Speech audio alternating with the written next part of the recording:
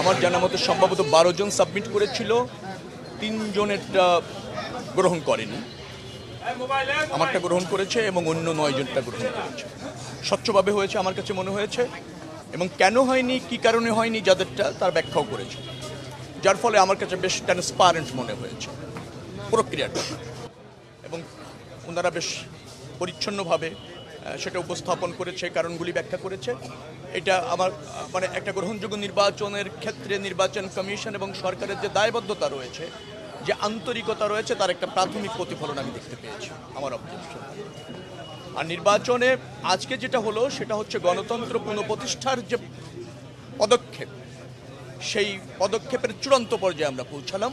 অর্থাৎ নির্বাচন গ্রহণযোগ্য হবে, গ্রহণযোগ্য নির্বাচনের ভিত্তিতে জনগণ রাষ্ট্র ব্যবস্থাপনার একটি দলকে নির্বাচিত করবে এবং তাদের জনপ্রতিনিধি নির্বাচিত করবে, তার মধ্যে দিয়ে গণতন্ত্র একেবারে পুনঃপ্রতিষ্ঠিত হতে যাবে।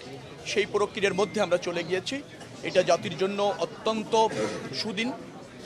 আপনার রুচির সাথে মানানসই স্টাইলিশ সব ডিজাইন থেকে বেছে নিন জংমুক্ত ও long lasting shine basin tap. Fittings shine তো সবকিছু ফাইন।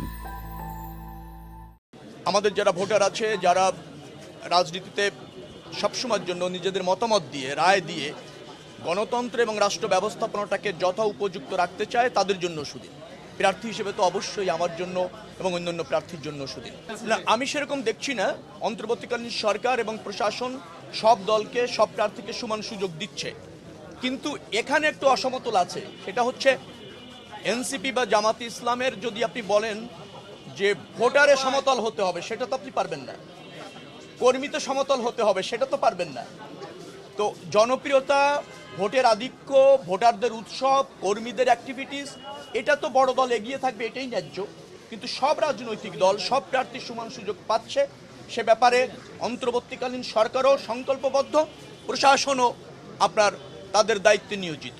এখানে কোনো বিভ্রান্তি তৈরি করার কোনো সুযোগ আছে বলে আমার কাছে এখনো মনে হয়নি। আমি এনসিপি এবং জামাতের ইসলামের প্রার্থী এবং অ্যাক্টিভিটিস যারা আছে তাদেরকে অনুরোধ করব তাদের সমর্থন বাড়াতে, অ্যাক্টিভিটিস বাড়াতে। অন্য দলের অ্যাক্টিভিটিস বেশি হলে আপনি সমান হয়ে যাবেন, সেভাবে চিন্তা করার কি সুযোগ আছে?